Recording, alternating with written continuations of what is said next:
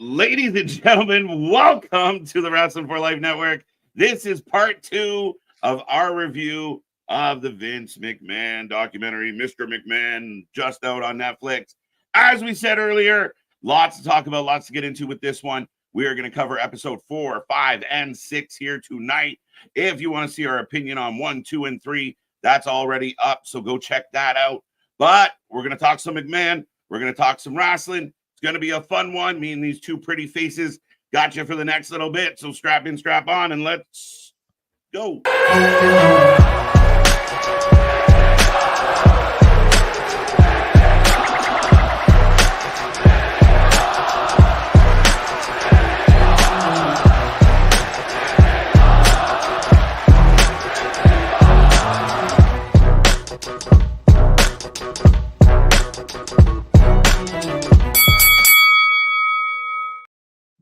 Hello, ladies and gentlemen. Once again, we are the Wrestling for Life Network. This is another live stream as we are going to dive into the live review of Mr. McMahon Part 2, going through the back half of the 6-part series. It's saying right now that about 70-ish% of the people watching have already seen it. So if you don't want anything spoiled, you might want to plug your ears, but we're going to kind of run through each of the episodes and kind of give our 2 cents on what happened. But I will remind you, I am Mr. Evernight KJ White, the Iron Man of YouTube.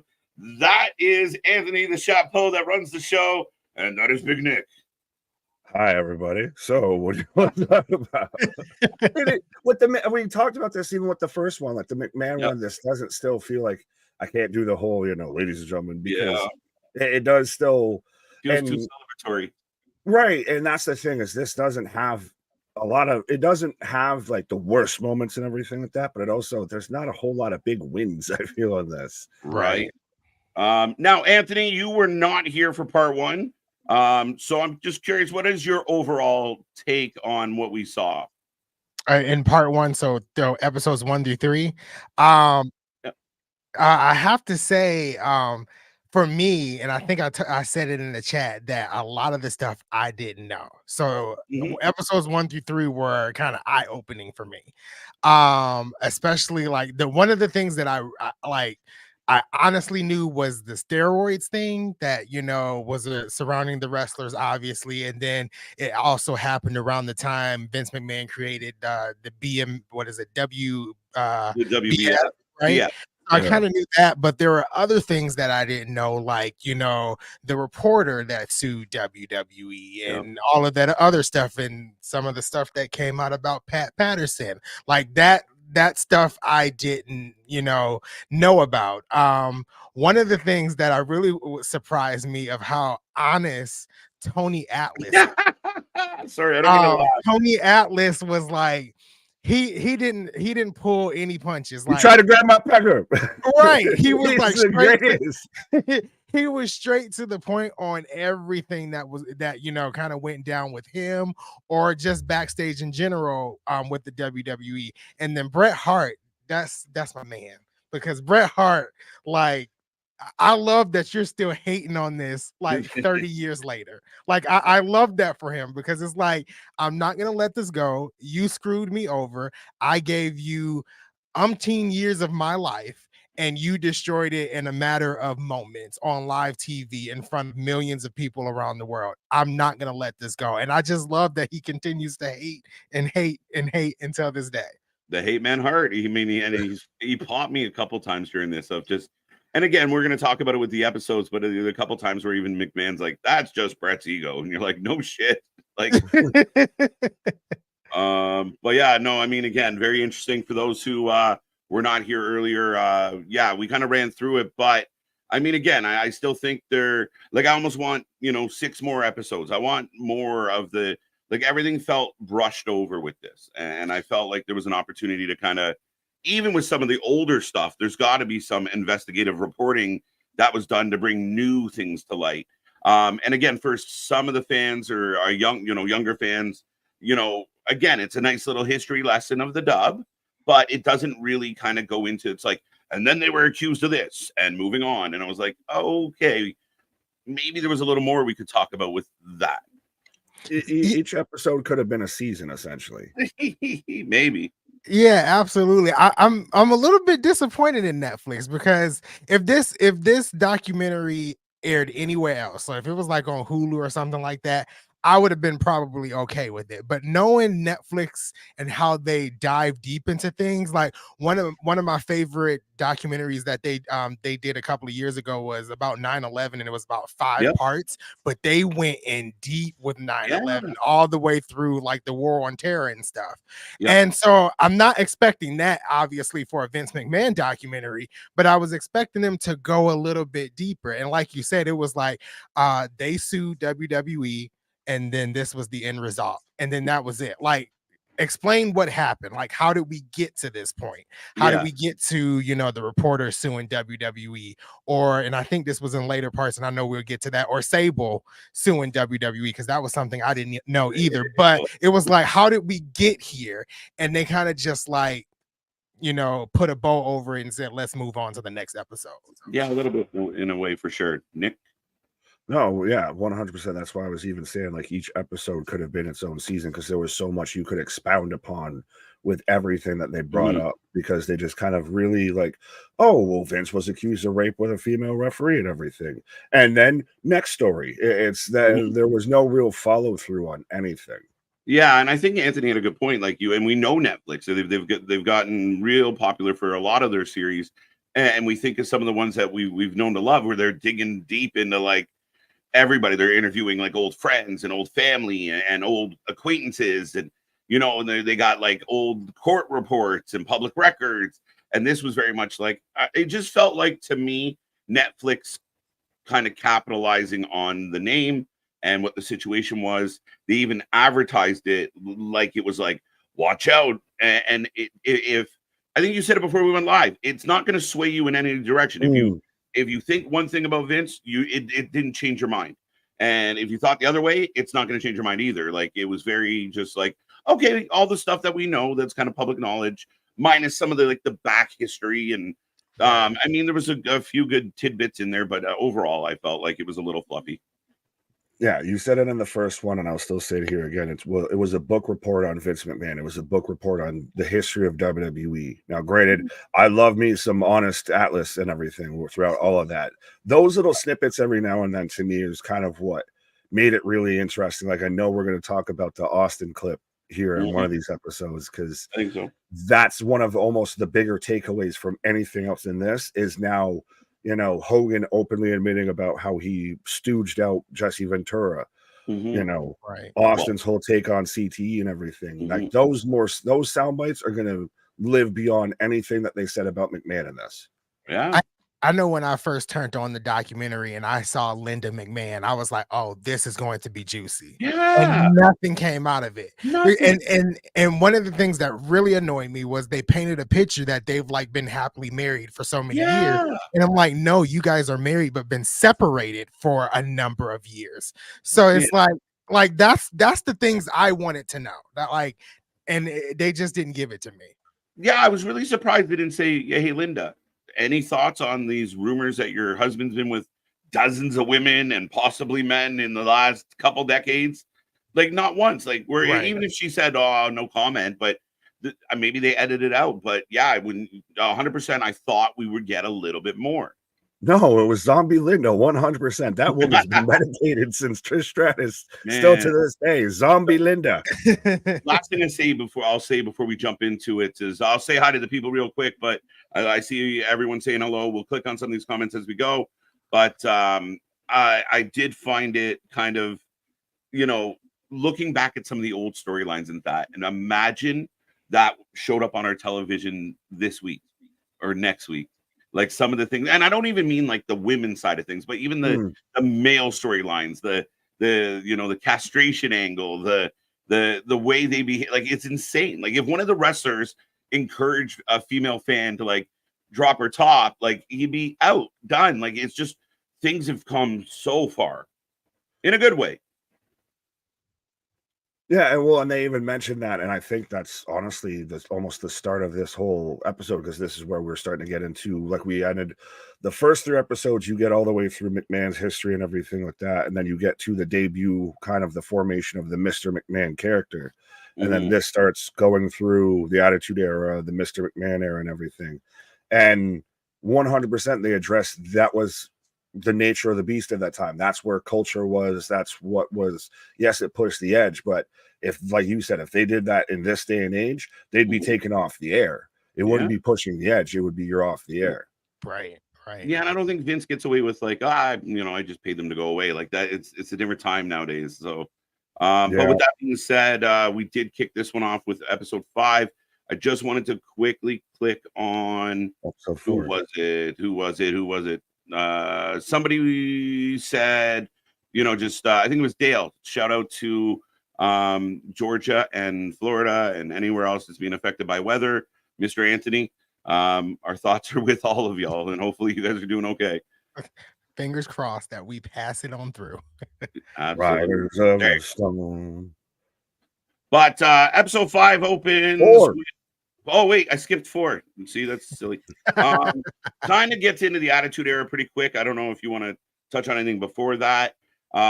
We had I didn't know that the infamous sock in the shorts thing. I've seen that clip so many times, but I never heard anyone specifically talk about Michael's shoving socks in his junk that night. But I do find it funny in those moments of like, we waited till Vince wasn't there and then we pushed the envelope. Yeah, kind of that's the formation of what really pushed them into go into that direction of having the attitude. Like the whole, was it either Shawn or Bruce that said something about when they were backstage and pointing at Shawn Michaels specifically and saying, see, he's got attitude. He's got attitude. And that's what we need around here. Which is ironic, right? Because, I mean, again, how things all kind of panned out and worked out. The fact that he was so resistant to pushing the envelope and then thrived in it. Right. I did want to also bring, because I didn't know this. They start off the whole episode with him talking about how his favorite wrestler growing up was Dr. Jerry Graham, to where he kind of even explains how that's where a little bit of that Mr. McMahon character was formulated. The strut and everything is really kind of where he got that from. Yeah, definitely interesting on that part. I put a note here. I don't know why, but it just says, I love Paul Heyman. That's my note. I don't know what he said, but Paul was a great part of this documentary as far as, again, I think you get the impression that Paul's really happy that Vince is no longer around. Oh, 100%. You kind of dancing on the graves. Yeah. Yeah, you kind of get that vibe from him that like it feels like the weight has been lifted off of Paul's shoulders. That's the vibe it kind of gives. But I like the fact that I think this was all in episode 4 that I think Vince was talking about how Eric Bischoff said that his Mr. McMahon character came from him. And I was like, what? I was like so confused by that, and how Vince was like, if he wants to think that, he can think that, but I did it better. And I was like, and I kind of chuckled at that part because it was like, I never, thought that the Mr. McMahon character kind of came from Eric Bischoff. Eric Bischoff didn't give me the evil boss vibes like Mr. McMahon did. Yeah, and truthfully, I never thought it either, right? Even when he was Eazy-E, like I never thought that, this is, when Vince became Mr. McMahon, it happened so organically.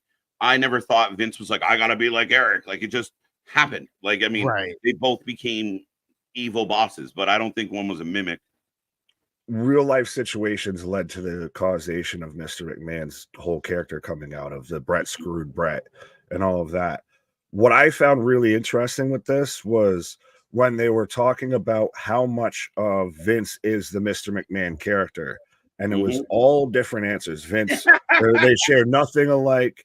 Shane sat there and said it's Vince, but blown out of proportion. It's an extension of Vince, but blown out. HBK and Hogan literally just say it's the exact same person.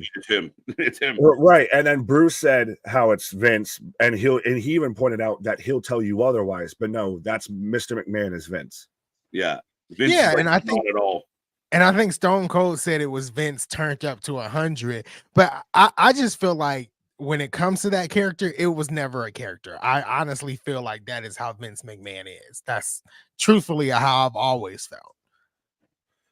And I kind of felt that way too I really do. Like, I mean, I feel like it was just like you said, it's him turned up. So, I mean, all those deviant little behaviors are him, just amplified maybe, but it's still him. Like he just does it behind closed doors, as we come to find out over time, right? So, yeah, I don't think it was too much of a drop off.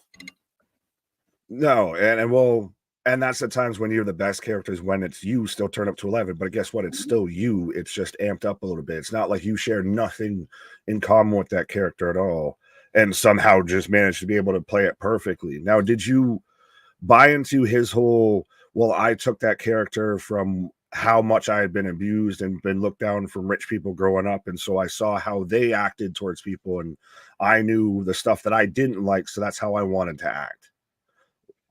Not really, because I think I touched on this in part one of our review, where I felt like it was how Vince viewed his upbringing. Like it was his own, like it wasn't how other people treated him when he was poor, but more that like when he got away from that poor lifestyle, that's kind of it was his reflection. Like he found it vile, and then he kind of like rebelled against it so hard that's where I think it was internal more than external. Yeah, you didn't really hear a ton of talk about him growing up in a trailer park or anything like that until like really recently is when they really were that story was more broadly known, I feel. Yeah. Yeah, I Absolutely. mean, for me, like all that was like kind of new. Like when that first episode hit, and he was talking about how he was abused by his father, and there was some stuff maybe that happened with his mother and stuff of that sort. I was like, whoa, I didn't really know that. I didn't know you grew up poor because he seemed like he always had came from money. To be honest, but yeah, that was kind of new and shocking for me. Yeah, I mean it's kind of a hidden part of the Vince McMahon story that, again, he's not who we thought he was until much later. Right. The next note, But I that think. Oh, go ahead. I was gonna say, but that could be why he went so over the top with this Yep. character and everything. Like you were saying, of I have to project and I have to be so much the opposite of what I grew up with and everything. And Hmm. I'm going to act and be how I should have been all along. Hmm. Yeah, I think so. Um, my next note was Tyson. They jumped into the Tyson thing. The one thing I found odd here is I think they unnecessarily. It's funny because they made the correlation between the checkered past of Tyson and they brought him in and they kind of looked past. And I mean, I felt like it was an unnecessary connection. Like they brought him in because of who Tyson was. His I name. don't think like you know what I mean. Like I mean, maybe you can make that connection or put those dots together, but it felt like a bit of a stretch for me. Of like, well, Vince is okay with that type of thing, so come on, Tyson. Like, I don't know. I felt that was a bit of a reach in this episode, but again, what a huge moment for WWE. Oh yeah. I don't like the fact how the IWC spent the Stephanie McMahon clip from that because they made it seem like this was like the interview she did for the actual Netflix show, and it Yeah, was a side interview that was did years before. I want to say it was 2012 when she yeah. did that. She was like, I was that around the time that those allegations came out about Mike Tyson, and they made it seem like on the internet that it was that recent interview and she was making a joke about it. And I didn't like that part. I'm like, you need to watch the documentary to see how they actually got to that part. Yeah, too many clip hounds. Right. They wanted it to do it for clicks for some reason. Well, Right. that's what will I still ultimately think will live beyond anything that comes out with Mr. McMahon out of this is going to be the little snippets, little clips. Like we talked about this in the first one. So where they cut from Steph modern day to where you cut to Steph clearly from like the early 2000s at backstage at a SmackDown talking about this whole Tyson thing. And it's a little bit of a straw man argument to tie in Tyson's past to a connection with the WWE and everything. Because it can be made, but they brought him in because he was one of the biggest stars there and they could afford him and they could get him because he was coming off of his checkered past. He was coming off of being locked up and everything. So he was available and open to show up and everything. So to do the tie-in and make the comparable, it can be done. It's there, but it's a straw man's argument. A little Right. bit. Super chat from Brother Buff Salisbury. Vince wasn't poor. He never had a favorite flavor of ramen noodles or ate spam. He grew up in a trailer. Like he was poor. He was Kentucky poor. Like That's I mean, Brother Fluff, like he wasn't born into the McMahons. He didn't know his last name was McMahon, like that kind of thing. Like he didn't know who his dad was. He found him as he got older, and even then, it was a tumultuous relationship where he felt like he always had to prove himself. But yeah, there was there was from multiple sources, but a very abusive, uncomfortable early childhood for him. Yeah, we don't need to pour off. We don't know, my pour is better than your pour or anything. Yeah. Right. And I don't know what he was eating at the time, but maybe it wasn't spam. Right. Where did we go from there? I thought the connection, I mean, they talked a lot about it, and I thought it was an important thought because when people look back, and I've seen people online talk a lot about it, and we kind of talked about different times. I mean, again, the Attitude Era, definitely edgy, definitely pushes limits, but at a time when, I mean, we watched, rap go through it when NWA comes out and they're being censored, and then you're pushing the envelope. Jerry Springer was hot. They touched on Howard Stern. So it was kind of the nature of the beast at that time. So looking back, we're like, oh my God, I can't believe we did this. I mean, I was live for bra and panty matches. And I mean, it didn't seem like this shouldn't be happening. Nowadays, we learn better and we grow up, we mature. But that was a bunch of the culture at that time. I did also like how they mentioned about how they double talked and everything. I still want that collection to where they cut to like, Vince, we're family friendly. Cut out here, you blankest, and everything. Like literally right as Vince is saying, like, oh, we didn't do this, cuts to them doing that. Oh, we didn't use any weapons or anything like that. Cut to Pillman's got a gun. We didn't do any of this kind of acts. Cut to bra and panties match. It's like, it's such a revisionist case of history with all of this. Like WCW, like Bischoff saying WCW or WWE did WCW just better. Or the McMahon characters, Bischoff and everything. Yeah. All of this is just a bunch of old guys just doing revisionist history and trying to make the best case they can to come out looking the best. Mm-hmm. Yeah, I like how they brought the old USA execs in there too to talk about how like we were ready to take him off TV, like things of that sort, because of how the envelope was pushed, and then how Triple H was like, well, they liked what we did last week, they want us to do it again. So it was like stuff like that was kind of wild to see. Yeah, I mean, and the fact that they got away with it to the level they did, it's kind of crazy. Big part of episode 4, right near the end, they start getting into what to me was one of the more heart-wrenching parts of the whole series. They start talking about Owen Hart, his death, the fact that, I mean, imagine the man died and they continued that show. I was watching that show as a young wrestling fan, and the show just went on. There was more matches. Like it just happened. Yeah, that was, I hadn't seen the pictures or anything like that to where there's literally Owen's blood still on the canvas and everything. And they're still doing bumps and spots and everything right beside it. Like going back and rehearing the call of JR having to announce the terrible accident and then follow it up with announcing Owen's passing and everything like that. And then Vince ends it with, well, if it was me that got splattered, I'd scoop me up and then continue on with the show. Like, that's cold, my guy. Right? Yeah, that was and I'm with you, Nick. I had never seen pictures or video of that pay-per-view after the moment Owen Hart died. So seeing the Undertaker in the ring wrestling right over where the blood was, like that was a lot to take in at that moment watching the documentary.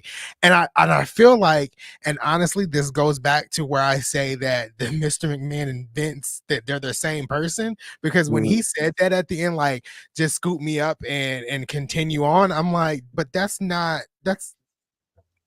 that you took the emotion out of it, right?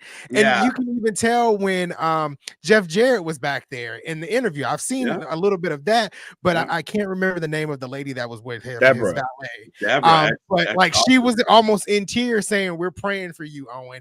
Like me, if I was Vince that night, like no, we can't go on with the show. Like this man literally passed away in the middle of the ring. Before they carted him off, he was already gone. So it's like, I don't know. That was a lot of weird to me. Well, that's part of what got me is when you have Deborah backstage and Jeff Jarrett's cutting a promo and trying to go on with the show, and you can tell he's shaking up. Deborah's tearing up, and then Jeff Jarrett's got to go, I know, Val Venus, you want those puppies. You've been chasing these puppies. Like, right. That's the next thing you cut to after a man just died in the ring and everything. Yeah, I get that the live audience didn't see it because the house lights were down and everything like that, and they couldn't hear the broadcast. But that's the thing. Fuck them at that point, honestly. Give them a refund.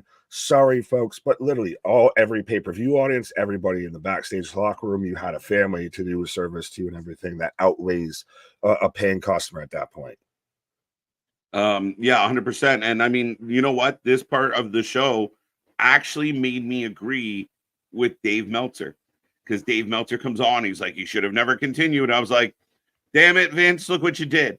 Yeah, no, I agreed with Dave. I mean, and I think Anthony actually said it better than I had thought about it. Of like, that's the blending. That's where he is Vince. He is Mr. McMahon.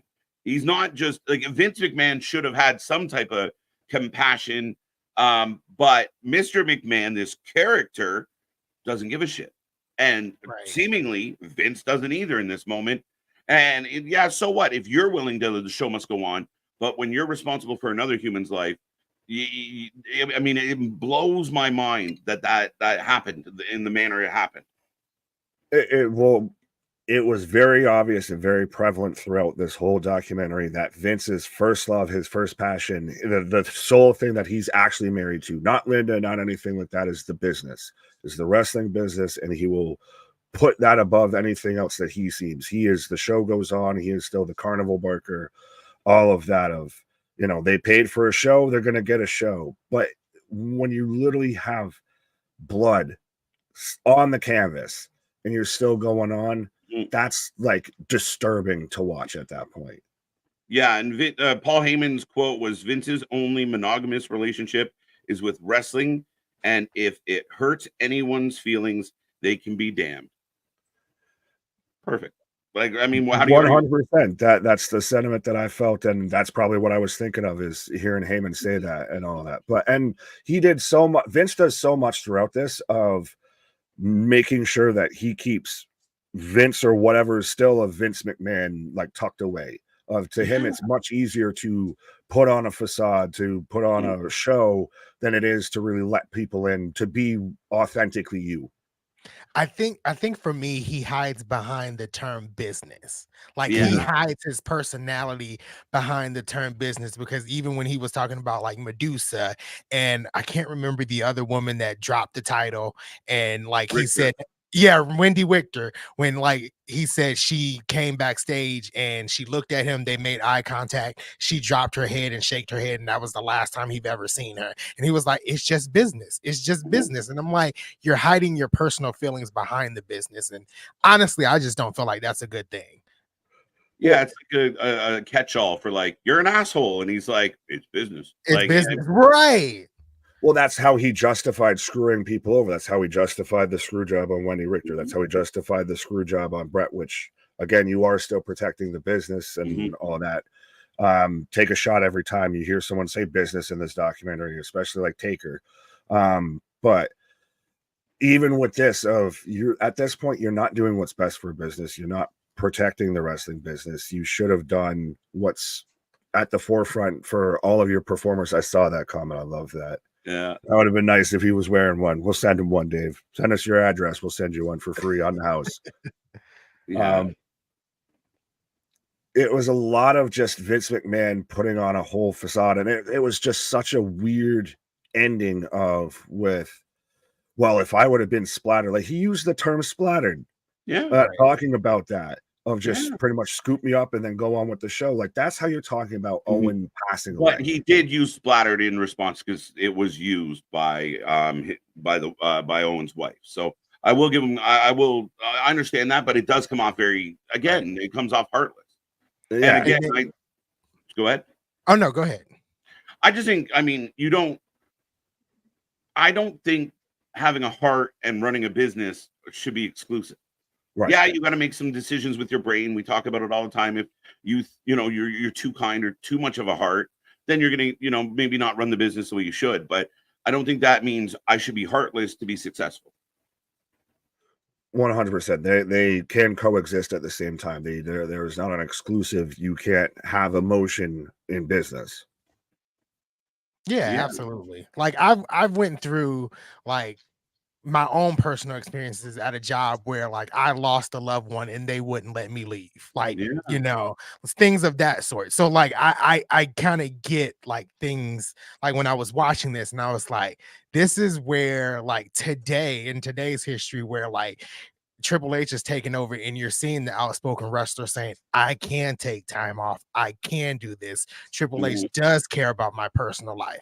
And it just didn't give Vince McMahon didn't give a F, to be honest. Like, I need you. You need to be here. And if you don't want to do what I think is best for the WWE, then you need to leave. That was like the attitude that Vince McMahon gave throughout the entirety of the documentary. Yeah.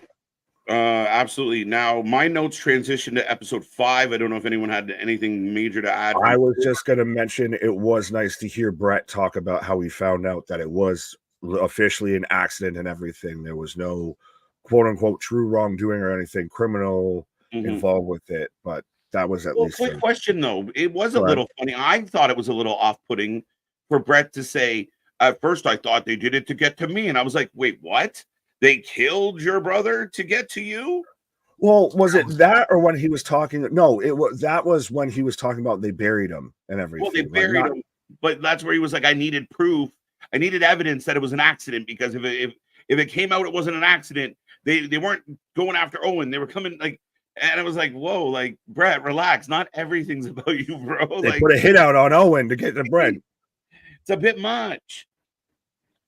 Yeah, the ego took over at times with Brett, but that's why I want to, at the end, we need to come up with like our 3 MVPs. Who comes out looking at this good and who hurt themselves coming out of this. Well, speaking of somebody that ended up looking really good, they kind of transitioned in episode 5 into Shane. 1998, Shane starts with the company.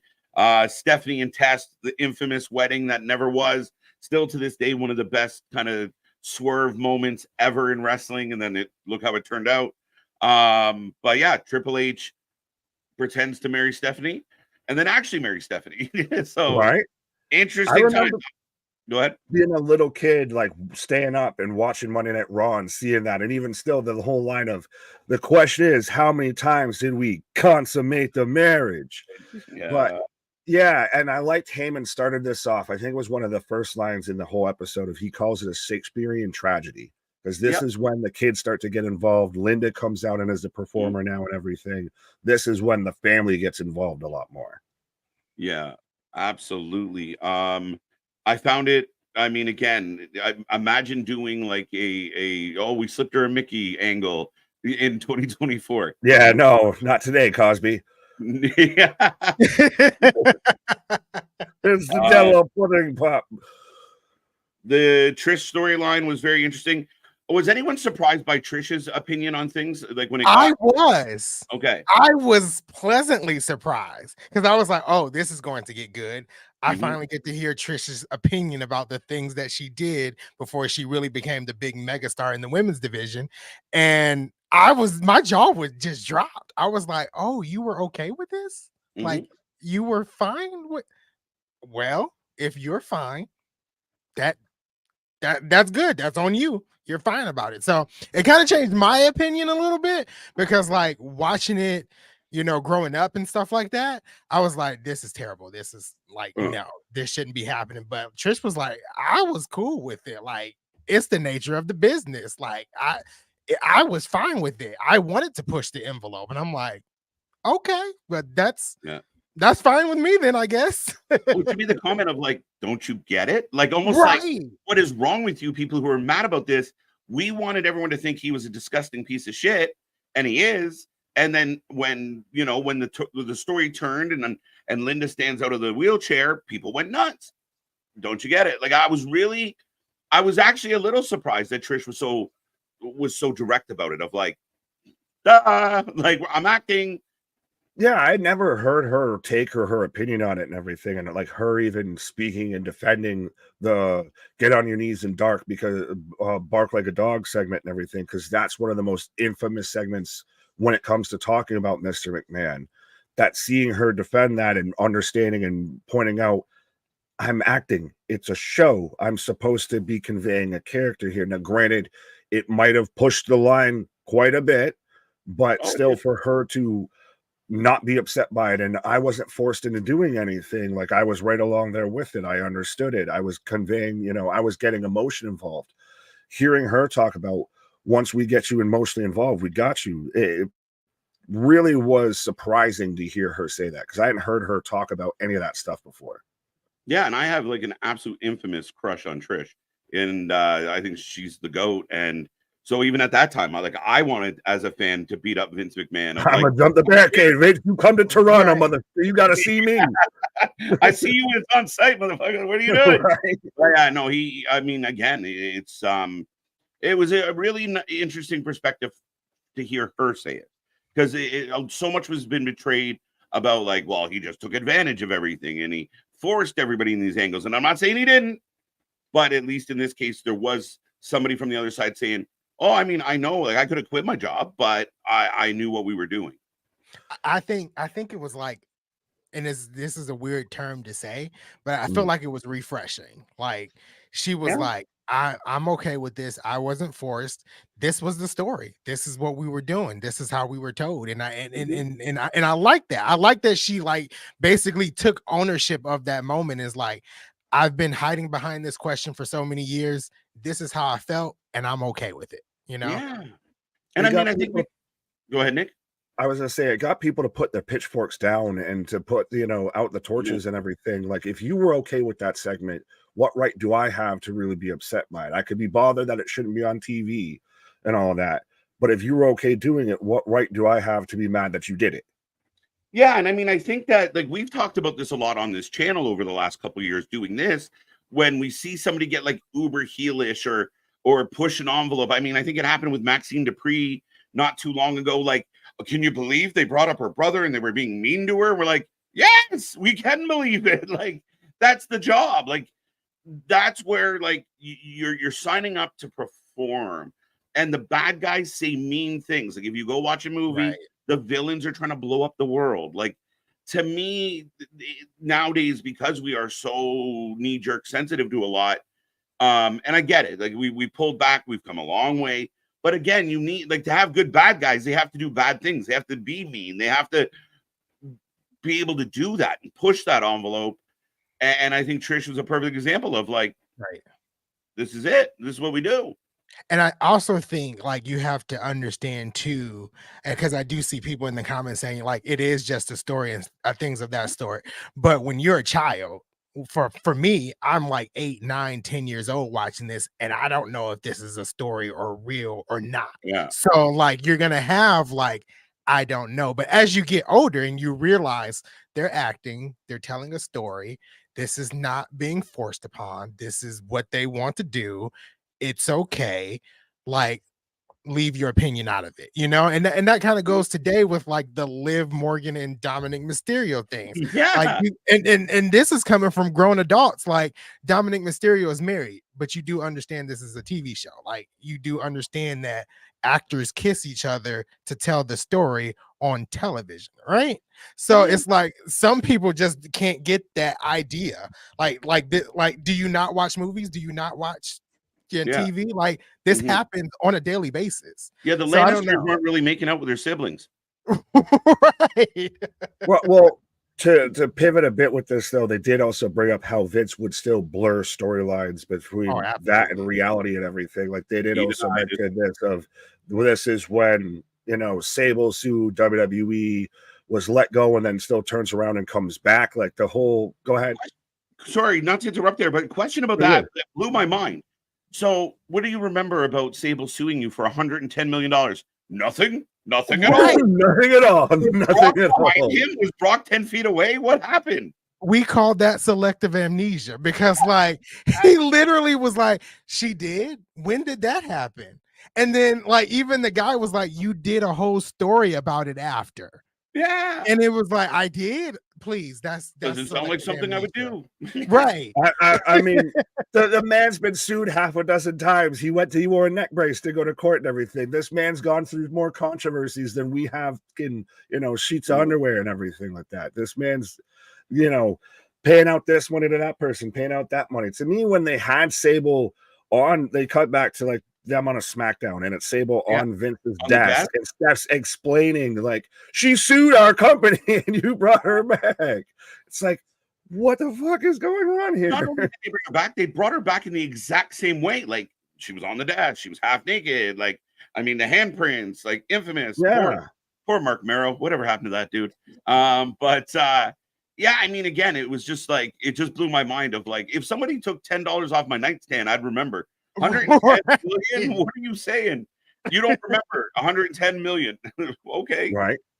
But yeah, so that's when they pushed Vince, Nick, about the is this life imitating art kind of idea? And he was like, God, no, God, I was just, Mr. McMahon loves women. I'm there. And I'm like, I smell scum. Well, they brought up a line that I thought was very fitting with all of this of plausible deniability, because it all happened in ring and everything. Like that at that point, when it happens in ring, we're putting on a show. It's performance. Mm-hmm. I'm not actually groping you. I'm performing that I'm groping you. Stuff like that. It gets weird like that because it happens between the ropes. Like he thinks it's okay then because it's on the show that it's acceptable. Yeah, and I mean, it's a weird thing with wrestling because I book you to make out with me. So it's just for the show, but when you do it with every female that comes through, and actually Trish made the little comment about like, did I lose my title for not wanting to go ahead with something? She did, yeah.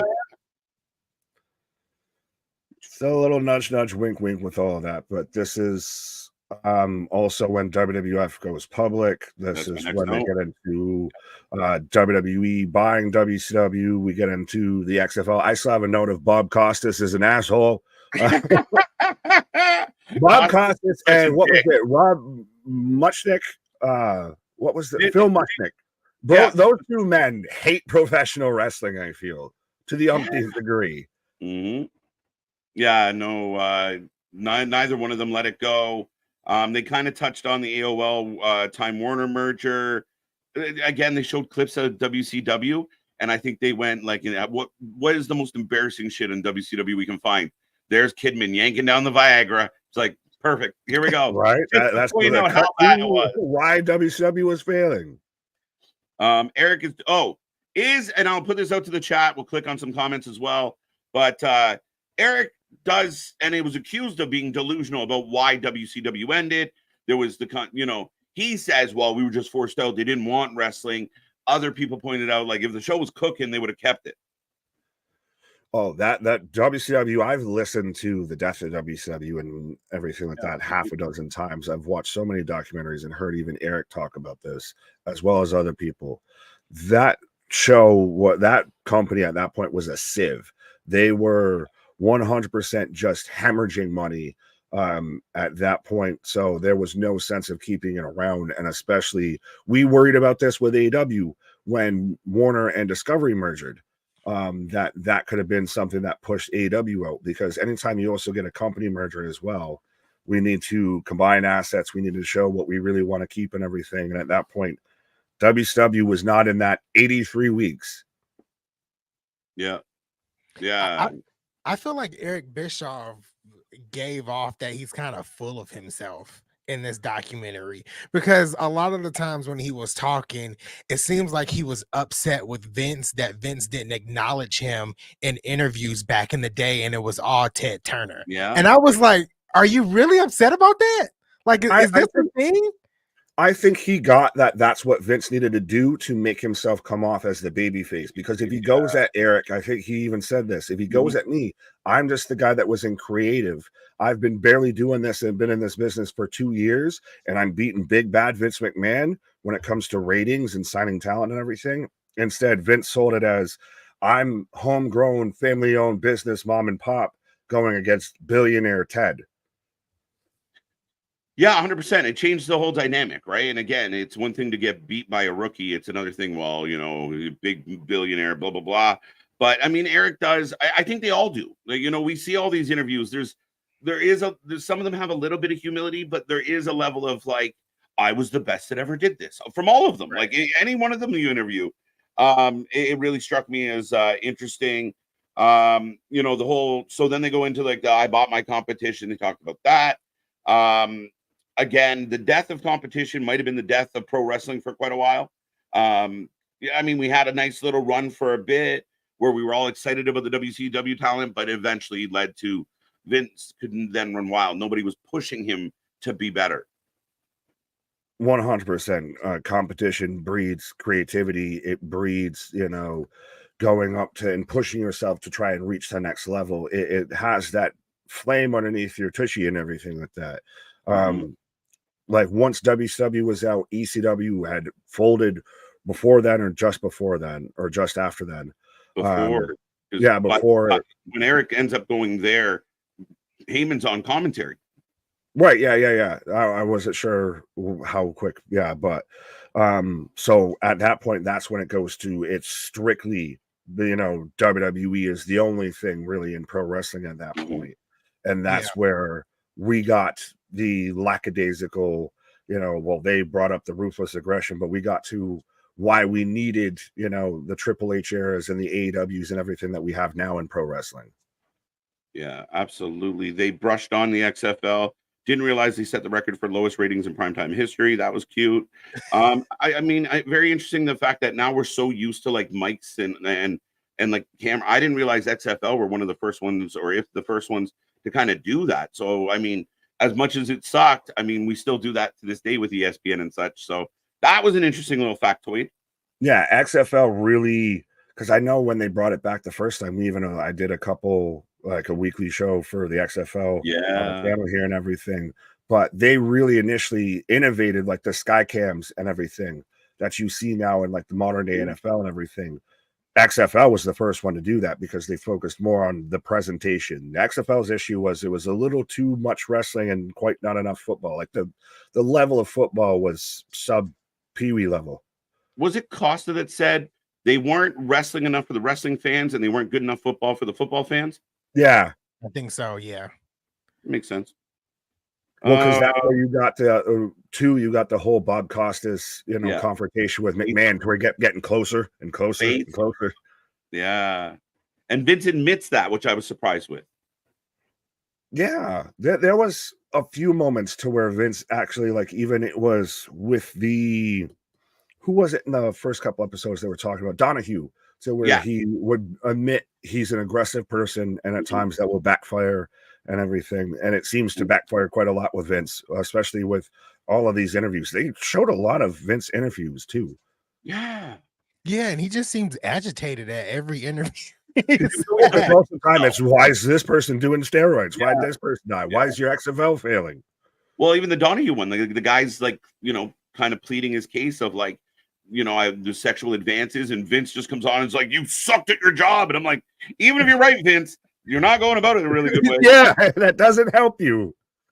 Then they kind of dove into WWF, World Wildlife Federation, for those who don't know. Pandas. The pandas sue. We get the F out, the get the F out campaign, which, you know, Vince seems, you know, like, I didn't want to do it, but I mean, it's one letter. We were okay. Right. Hogan comes back. We get WrestleMania 18, which was epic. Stone Cold leaves. Rock leaves. No more WCW. Wrestling goes through this weird time. We get John Cena. The whole ruthless aggression moment. I don't know if you guys want to touch on any of that. I mean, this is where we're starting to get, again, where it sounds more like it's a history, an anthology of WWE's history. Yeah. Like, go ahead, Anthony. Sorry. Yeah, this was definitely like another history lesson. Like, okay, let's take the last 15 to 20 minutes of episode 5 and make this a history lesson, not about Vince McMahon. So yeah, I mean, it's stuff that we already knew, like about the start of the ruthless aggression era. Yeah, and I think that, I mean, around this part of the series, I was kind of getting bored. I'm not gonna lie. Like, it was like, okay, I get it. And then John Cena, you know, he can rap. Like, why are you telling me about how John Cena, you know, rapped in front of Stephanie? Like, I don't care. Can we go back to the Right. subject at hand?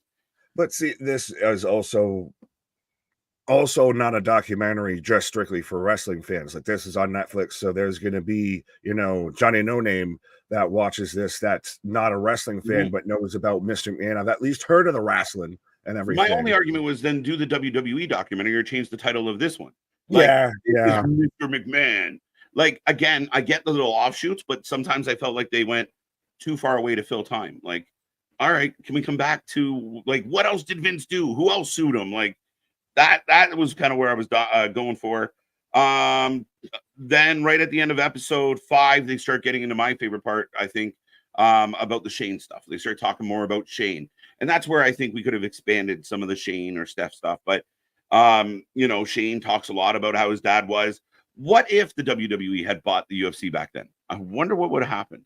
What would it look like now? It'd probably go the way of the dinosaur, I feel. I think by this point, it would be Raw Underground. It wouldn't be the juggernaut that it is. It wouldn't be business partners with the WWE at this point. Yeah. Did either of you find it ironic about the situation they're in now with TKO, considering how this comes full circle?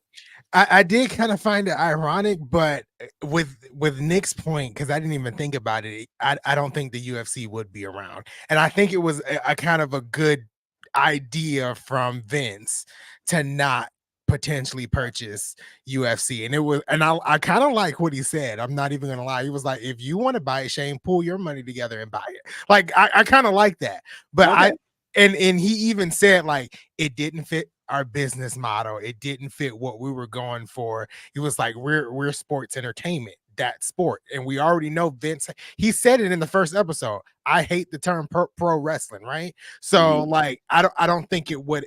Now, if it was a standalone thing from WWE, which I don't think Vince would have ever did back in the day, it probably would still be around if Shane was the one running it, right? Yeah. But if they actually brought it together, I don't think it would be around today.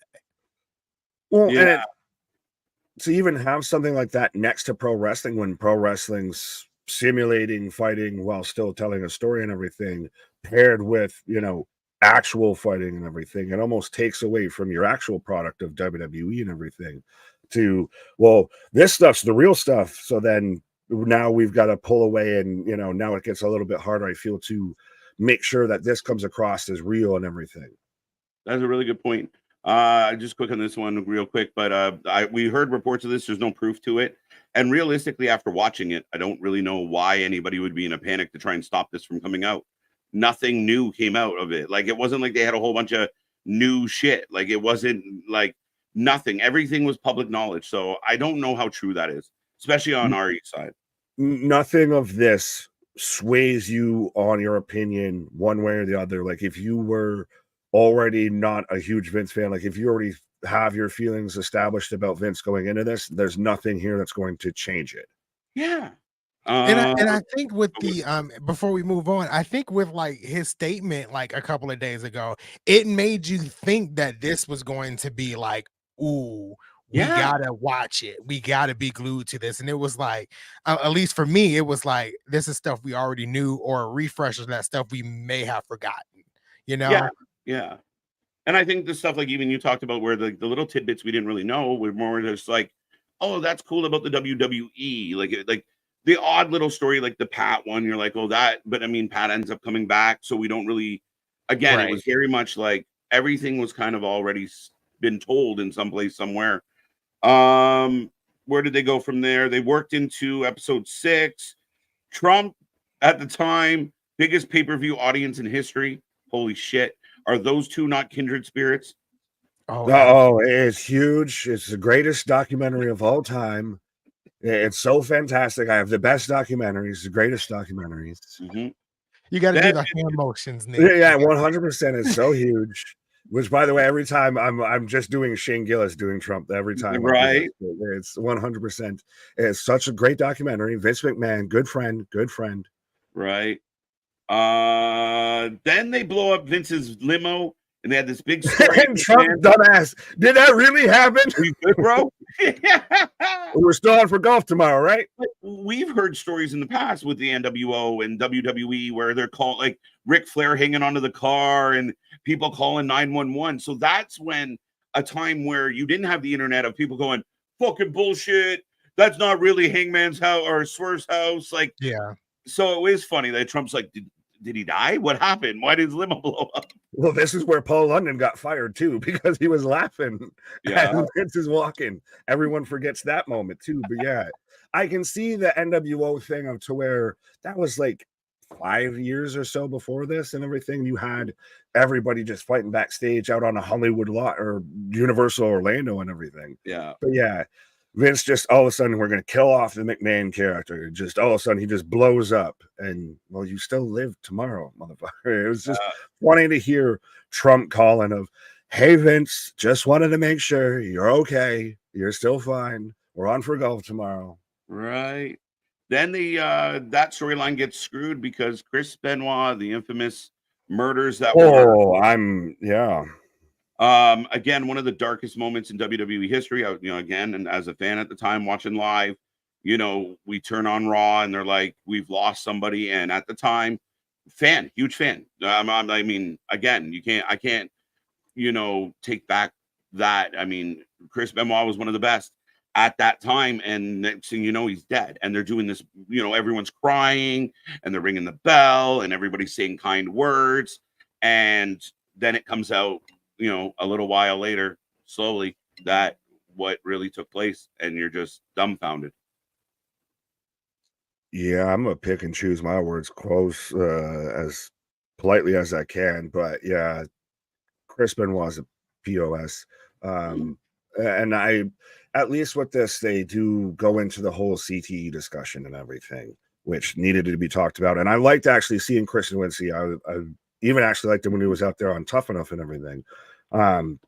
But seeing too that WWE after this like actually wanted to go more into it. I know that they were trying to initially rebuff it of, well, that doesn't happen here, but trying to be almost proactive with it, whether it's best for business so you come across better for advertisers, or you're looking out for the boys in the locker room and everything. At least they were proactive on it versus now you're seeing leagues like the NFL, the NHL now starting to get forward on it. The NHL hasn't given in yet. Good old hockey game. Oh, the good old hockey game. I think when it comes to Chris, and I'm with Nick, I'm gonna choose my words the best that I can here. I personally don't like when mental illness is the cause of other people passing away. Yeah. And I think not Chris, but I think Paul Heyman said it best a couple of years ago, and I'm gonna end it on his words. He was like, one person had a choice that day, the other two didn't. 100%. And that's kind of how, I'm gonna end it there. But the CTE thing and what Steve Austin said, that was wild. Magellan. But yeah, no, 100%, Anthony. That's one of my favorite Paul quotes. 100%. That's 100% how I feel on that. But yeah, what is with good old Stone Cold out there? If I've never believed in CT, I just don't buy. Like, there's actual like proof, my guy. You can see it. It's very.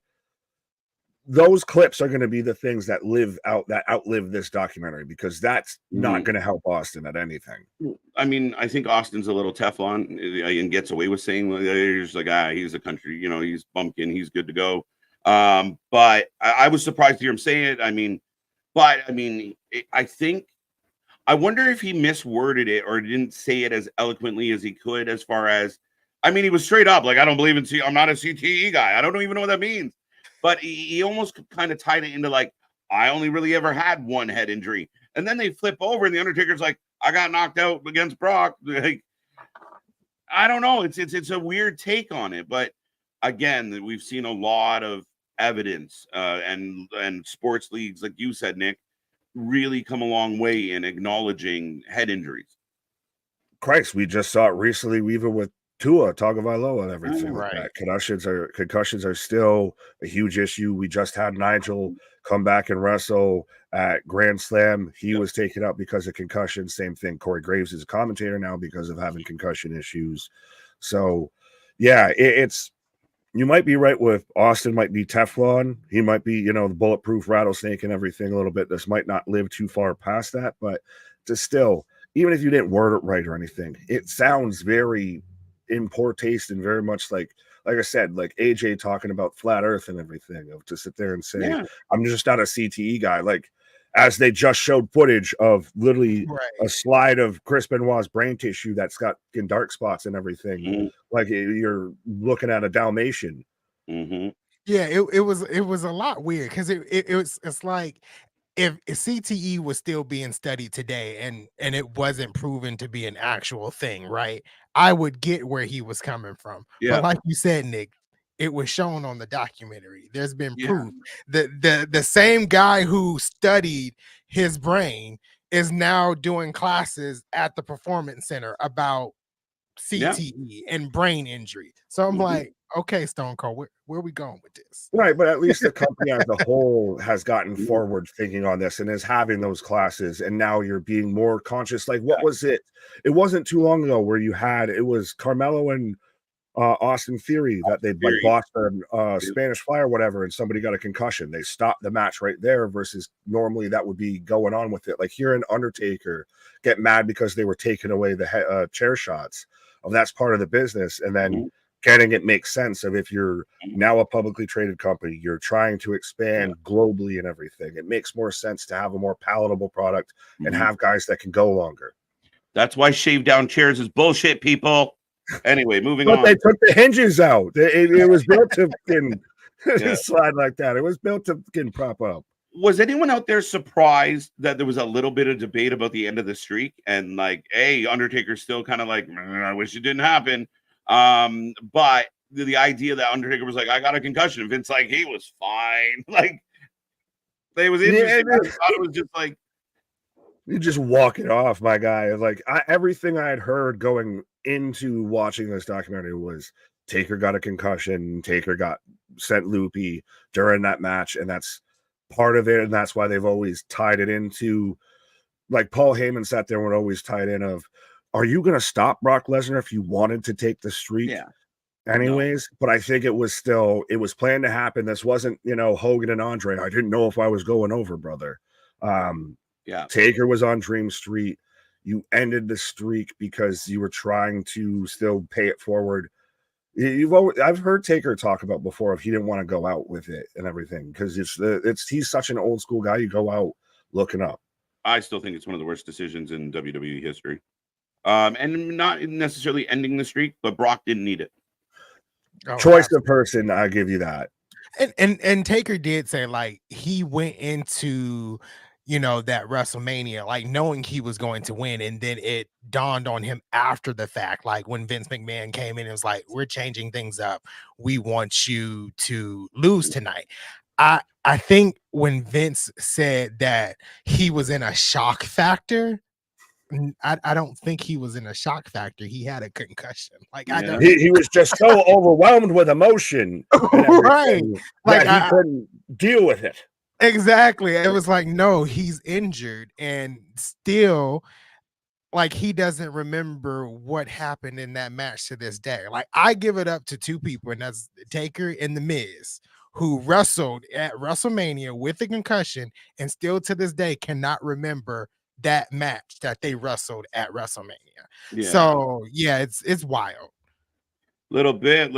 Then they transitioned from that into TVPG, advertising decision, massive success in spite of not being losing that pop culture hold they had for a long time, but the company still was profitable. And that's why I truly believe that Vince didn't give a fuck what the fans thought. They were cashing checks. So the sponsorships made up for the fans they lost. And that's why we were subject to a lot of horrible wrestling for a long time. Oh, you had Tony Atlas even say it earlier on in the documentary of the only color Vince McMahon sees is green. That's all he cares about is what's making money. That's why you got, we switch to advertising more back towards children and everything like that, because they're going to want to buy the action figures. They're going to want to buy the replica belts. They're going to want to buy the t-shirts, all of that. That's where they switch the whole focus of the business on advertisements and ad revenue and making money hand over fist versus actually putting on a quality product. Yeah. Yeah, absolutely. And honestly, I don't think the PG era was totally bad. I just think it was surrounded by one person all the time, and that was Cena. And I think for me, that's what made it kind of annoying, that it was all, behind Cena, and if it didn't seem like they could get anybody else in that main event spot, at least wherever Cena was on the show. Yeah. And then, I mean, again, I think it just kind of felt like a watered down product. And it wasn't the fact that it was, to me, there was bigger problems, like Vince starting to lose touch and not being able to kind of get back into it. And I mean, we could go deep into that for a whole day. But then I found it funny because all of a sudden they were like, all right, we told you all this stuff. By the way, 2022 happened.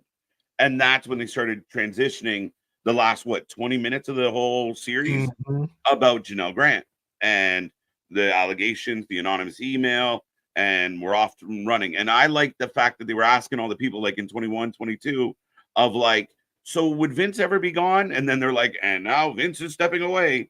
Thought it was an interesting setup. Oh yeah, well, and like you were even saying, of they were pretty much gonna send it off with just a WWE history lesson to end everything, and then oh yeah, by the way, accusations, breaking news, hush money payments, and everything like that. I liked where they were asking everybody, and at least they pulled up the dates of when they actually asked them about it. Of what do you think Vince McMahon's legacy will be? Yeah. This is where I feel like Netflix fell short, because I would have made this 2 more episodes. I would have did 8 episodes.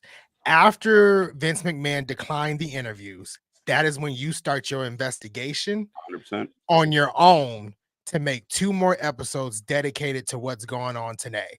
And I would have asked some other folks to come on, or some of the same folks to come on, to do more interviews, to produce 2 more episodes just surrounding what is going on today. That is where I think Netflix kind of failed here. And I agree with that, Anthony. And I felt that's where I didn't need to know about, thugonomics. Like, I mean, we could have maybe snipped out some of that stuff, which I mean is a nice part of the story, but you sold us on this last 20 minutes of 6 episodes. And they talked about he settled with the lady at the massage parlor. Vince McMahon walking around with nudes of himself in his phone. Weird. I mean, there was a lot of banana hammock pictures and everything throughout this whole documentary. There's a little bit too much of Vince showing off his vascularity and everything like that shit. 18 million over 4 women. That's a lot of money. And insane. And to me, that's just the tip of the iceberg. And that's what I was hoping for, was more than just the tip of the iceberg, like Anthony said. Do you think that they played this a little bit safe and everything because of the deal that they now have in place with WWE, with this coming out? Everything that they still wanted to get this out. This still is going to have a bit of attention, everything, but it's not as bad as it could have been, probably should have been, and everything. That they might have played this a little bit safer, knowing that they're in business now with WWE. Do you know, that's an interesting take, in the sense that you see that part with Bruce Pritchard. By the way, Bruce, whatever, like, he is loyal to death. Whatever they have shared together. And I mean, Bruce did talk about, the guy helped my wife. I get that. And every one of us out here has had, like, I think I'm a good guy, but my friend over there, he's a little fucked, but I know he does fuck shit, but I'm still kind of his buddy, and I'm kind of stuck in it. So it's a weird situation. But Bruce, when they asked him, like, did you see some of the episodes? And Bruce was like, yeah, I thought they sucked. I thought it was a hit piece. Like, that to me surprised me, in the sense of, this didn't feel like a hit piece. So what did Bruce see that we didn't see? Right. It was like, did Bruce see the unedited episodes or something? Yeah. Because I'm like, this documentary, in my opinion, didn't change my mind of anything, right? If, like Nick said, if you went in hating Vince McMahon, you were going to come out hating Vince McMahon. Yeah. If you went in loving Vince McMahon, you you're probably going to come out loving Vince McMahon, right? So it didn't go in there changing my mind regardless. And I don't think it painted Vince McMahon in any type of light, to be honest. Mm-hmm. Yeah. Is it just old Brucey boy, really hadn't seen, that stuff actually come out and be brought to light and everything, and know that that's going to be involved in the whole documentary, what have you. I think that's a good point as well about the current investigations kind of hindering this.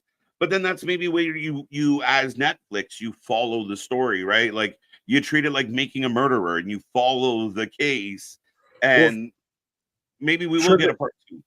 Should they have dumped all the episodes at one time, or would you have just put this out as a weekly series thing? I'm glad they got it over with, to be honest. Right. I don't think I would have finished it if it was a weekly, like 1 episodes a week. But that's the bulk of my notes. I mean, they briefly touched on Ashley Mazzaro, tragic story. Again, but they just kind of swept by it. Like if you didn't know her as a wrestler or what her role in the WWE was, or know of the past story, they didn't really give you a whole lot. They just kind of like, and by the way, also this. Like it was like just trying to throw like weights on the sinking ship. Well, and too, if you can't talk about ongoing investigations and everything, you can still talk about all the previous investigations and everything. That's where you can still flesh that part of it out. Yeah, and that's where you thought that would have been the issue. Like you said, that's where Bruce would have been upset if they're really flushing out, the whole Ring Boy scandal and everything. Yeah. If they really flesh that out versus that 5 to 15 minutes in the documentary. Yeah. Not wrong at all. Then basically they go into all the happy times. Like Vince steps away, Vince comes back. I think you and I were live for like the night where Vince walked out and was just like, then, now, forever. Like arrogant bastard. Yeah. And then they basically go into all the merger, TKO, $1 billion Netflix. They made sure they pointed out, by the way, they will be on Netflix coming January 2025. They didn't miss that opportunity. Right. Well, and that's why I wonder if they went a little bit softer with this and still kind of put a caveat on it, because we still know that they're going to be going to Netflix. They're still going to be going over there. So we were worried initially that, oh, well, why would you air this and ruin their whole partnership that's going on with them? But no, we're going to big up our partnership with you in this. And we're going to do a WWE history. You might have made Vince look a little bit bad, but they very much separated him from the company. Yeah, and I think you and I talked about that leading into this, that Vince is no longer with them. So you can kind of beat up Vince a little bit and get away with it. It's not like you're doing a hit piece on Triple H or Stephanie or Ari Emanuel. Vince was pushed out, deservingly so, for being an absolute piece of garbage and going under, scrutiny. So, I mean, why not just be honest about it? Valid. I mean, and I think that's the way that they still did right by everybody. If we can go at Vince, and they very much focus on how Vince was the one in charge. They don't ever put the blame or the finger on anybody else in the company. It was all under Vince's watch. Yeah. But I don't think he would want it any other way. Oh, yeah. Based on everything we heard. So they didn't touch on barely. Again, another, you could have, again, I think there was opportunities to kind of really expose a little more. The Jimmy Snuka story is crazy, but definitely what was in that briefcase. I want to know. Right. Well, episodes 1, 2, and 3 were about the past investigations. Yeah, but they didn't expound on anything. Yeah. They brought it up and then they moved on. Like we brought up the Wendy Richter screw job just so we could get to the Bret Hart screw job. We bring up, the female referee, and that lasted all of 5 minutes of a discussion. And anything, they leave it with more of, she didn't convey herself well enough to the public audience, and that's why it just kind of got swept under the rug. And coming from I think KJ likes documentaries too, but coming from someone who watches documentaries all the time of past investigations and stuff, they go deep into it, and Netflix just didn't do that. They literally said, this is what happened, and then by the time you got to the end of the episode, they showed some words that said, and this was dropped or this was settled on this date, and we moved on. And it was like, well, tell us how we got here. How did we get to the, the suing? How did we get to the allegations, the past allegations? How did it work through the court system? And then how did we get to the resolution? Like, we didn't have a beginning, middle, and end. We had this happened and this is how it was solved. And that was it. Yeah, a But little we bit. had 6 episodes to get through 60 years of history and everything, though, too. That's the thing. Yeah, but that's not my problem. That's well, I know. Well, it's Right? all on how you want to present it. And again, though, this was supposed to initially just be the history of Vince McMahon. It wasn't supposed to be. That's my complaint. Sensationaling and everything like that until the current allegations and everything came out. But even without the allegations, I feel like this was a WWE. Like, I heard more and learned more about the WWE as a whole, including the allegations, because some of it was tied to the company in the case of the Ring Boys and such, opposed to it didn't feel like the story of Vince McMahon, really. Like, I mean, and I know people are going to say, well, KJ, they're kind of one and the same, but I wanted the Vince story. What was Vince like? And he kind of said it at the beginning of the first episode. I don't like talking about myself. Yeah. And at that point, I should have kind of been like, then why are we watching this if this is about you? Right? Yeah. But he kept everything behind a facade of, like you said, Vince and WWE are one and the same to an extent of he lives, breathes, and dies that. We were sitting there joking of we thought this man was going to pass away in gorilla position. And Paul Heyman had the whole quote of that's been the one thing that he's been married to this whole time. So he was going to, it was the tale of the WWE versus this was of Vince McMahon. You're not going to get Vince's high school buddies getting interviewed or anything like that. Yeah. I mean, that's an interesting part of it. But I mean, overall, I thought it was a good book report. It was a good overview of, a nice touch on this is what this man did. This is the company he built. And there's a bunch of skeletons in his closet. We can't quite pull them out. But it was still, again, as a wrestling fan going through kind of that, 40 years of WWE, I didn't hate the documentary. I just feel like they marketed it and oversold it in a way that didn't really pan out at the end. Multiple reasons. Maybe you're right, Nick, about holding back. But overall, I wanted, I wanted the Tiger King story. That's what I wanted. I wanted that. Damn Carol Baskins, Eric Bischoff out there. This just made me, and I know 4-4 mention of this makes me just want to go watch Dark Side of the Ring because they present wrestling stories 10 times better than Netflix did with this whole thing. This was a good anthology. If you ever have to do a book report on the history of WWE, watch this. Yeah. That's about it. Mm-hmm. I think when Dark Side of the Ring officially gets to do their portion of Vince McMahon and whenever season they decide to do that in, that's when we're going to get the kind of hard-hitting, hard topic discussions there.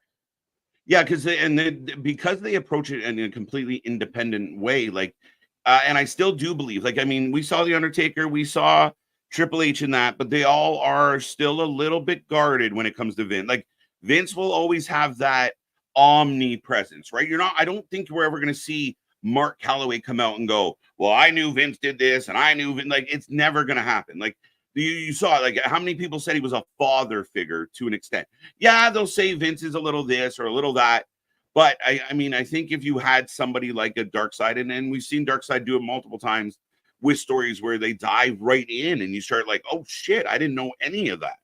So yeah, I think it could have been a little more dark. Maybe I'm just well, like you said though, you had Sean, you had Taker, you had Paul that all very much look at Vince as a father figure, as very much, he got them into this whole business. Like Christ, I mentioned when we were doing the first part here of Hulk Hogan and Vince McMahon gave me very much Tom Brady and Bill Belichick vibes throughout all of this, of literally 100%. I got your back, of I'm going to get immunity from the feds and then turn around and, make sure I got your back on the stand and everything. They were ride or die together. Oh, 100%. And I even think that like Hogan's like, listen, I'm gonna tell them and then I'm gonna screw them, and that's how you're gonna get out of it. And they were probably in on it the whole time. And again, they are synonymous with each other. They will be forever. Right. Any final thumbs up, thumbs down thoughts on what was Mr. McMahon? I do think it was a solid Yeah. documentary. I think from start to finish it was solid. I think out of all the folks that were interviewed, Tony Atlas was my favorite. Number And I one. think one person that I actually came out disliking more than anyone was, not surprising, Hulk Hogan. I think I dislike him more now than I did before. But yeah, solid documentary. Will I watch it again? Probably in about a year or so. I kind of tend to do that, go back and rewatch documentaries I watch again. But I think it was solid. I just hope in the future that some other, streaming service decides to do a really true documentary on the past, like the real past of Vince McMahon. Yeah. Right. Tony solid Atlas. Go ahead. No. Ahead. It was your turn. I was gonna just say solid documentary and everything like that. To me, it's more of the sound bites from people who got interviewed is to me what's the best part of all of this. I want to know who's your MVPs out of this. I know you said Tony Atlas and everything. Who came out of this looking really well and who came out of this really not looking quite so hot? I like Atlas a lot because he has nothing to lose. What are you going to do? Take his job? No, he doesn't give a fuck. He's living his best life. He don't care.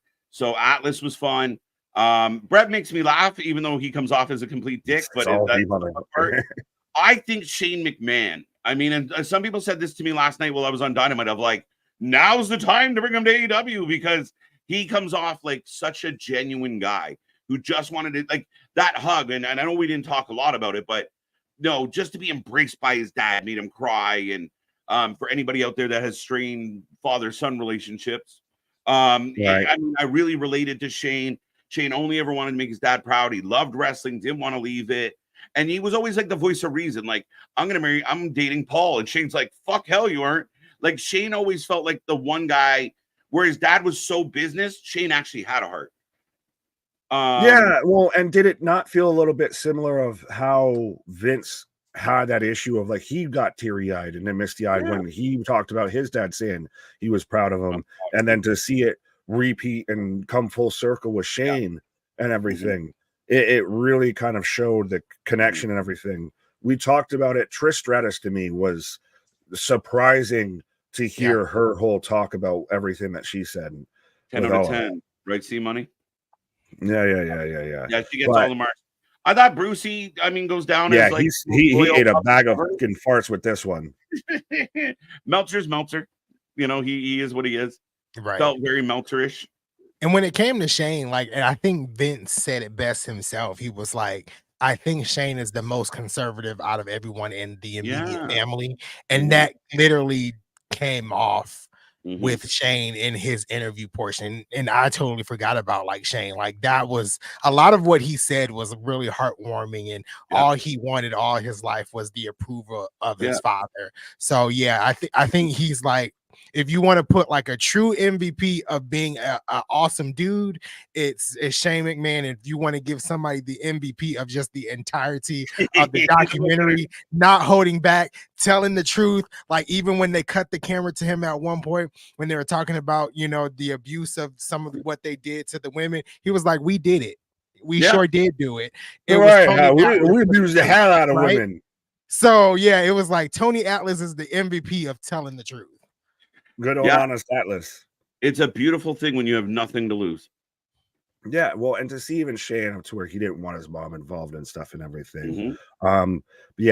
Bruce came out here just looking like a hot bag of ass, very much defending Vince to the death of him. Either kind of, and again, I give him, listen, his perspective is his perspective, and the story about his wife, you get it, but at the same time, we're like, Bruce knows where some bodies are buried. Shut up, Bruce. Right. Bruce knows some shit. And I thought that I was a little surprised we didn't get more Linda, because there's so many questions we have for Linda. What does Linda know? What is Linda She's so okay with? robotic, though. Yeah. They had to wind her up. The battery was running out. They didn't have any double A's to slide it on the back of her so she could sit there and keep going. Yeah. Hogan did not do himself any favors with this. No. He just continued to dig his hole deeper. That's basically what he continued to do. Every time Hogan speaks, you're just like, stop doing that. Stop. None of us want to hear anything you say, and we don't believe anything you say. Anything. Right. And you know what? I'll be honest, and maybe it's a little bias on my part, but I thought what Triple H did contribute, especially when he was talking about the business. I remember sitting there going, I'm really glad this guy's kind of running things. Like, he really talked about like the importance of storytelling and, you know, understanding the business. But like Anthony said earlier, but not being a heartless bastard while he did it, but really, you know, understanding what they're trying to present to us week in and week out. And I really feel like Triple H has a true grasp of psychology and how to work this, but also how to do it in a way that, you know, you can make people proud of where they work, and you're not have everybody under your thumb and fearing for their jobs in life. Right. Hey, the Vince is gone. Yeah, cut it out. Right. But ladies and gentlemen, I believe we're about to wrap this one up. But yeah, no, I mean, overall fun series. It was a nice history lesson. I think ultimately, it's the way they pitched it to the world and the way they presented it was the disconnect. If they had just said, like, this is the documentary, we're going to tell the story of the WWE, it might not have felt a little bit flat to some people. But overall, good job. It's a good WWE documentary. It's not a great Vince McMahon documentary. Yeah. I think if you're coming in not really knowing anything about WWE and Vince McMahon, I think it'll be an eye-opener. My coworker who doesn't even watch wrestling is going to eventually watch it. She told me today, and I was like, I need to know your thoughts since you don't really know anything about the WWE. I said, for me, it wasn't the best, but I think for you, it'll be an eye-opener for you. So I'm kind of interested to hearing her opinion. True. Right. Well, ladies and gentlemen, that is our review of Mr. McMahon. If you missed part 1, it is up now, so go check that out. But we are back tomorrow. SmackDown, Rampage. Saturday, we're here for a Grand Slam Collision and a strap lumberjack match, all in one. And we got so much more content coming your way. We're working on stuff behind the scenes, so make sure you be a friend, tell a friend. We are growing by the minute, and we appreciate it. It's been fun stuff, folks, but come back tomorrow. Last thing from anybody. Our shit is real, our shit is raw, our shit is all authentic. When you talk about that wrestler, you're about to put that for life with it. He tried to grab my pecker. See you on the flip side, folks.